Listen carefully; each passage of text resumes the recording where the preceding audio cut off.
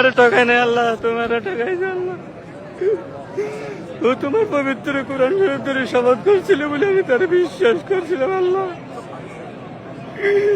ও আমার খুব বাজে ভাবে ঠকাইছে আল্লাহ, তুমি ওর বিশ্বাস করো আল্লাহ। ও 30 বারে কোরআন শরীফ শপথ করেছিল বলে আমি তার বারবার বিশ্বাস করছিলাম আল্লাহ।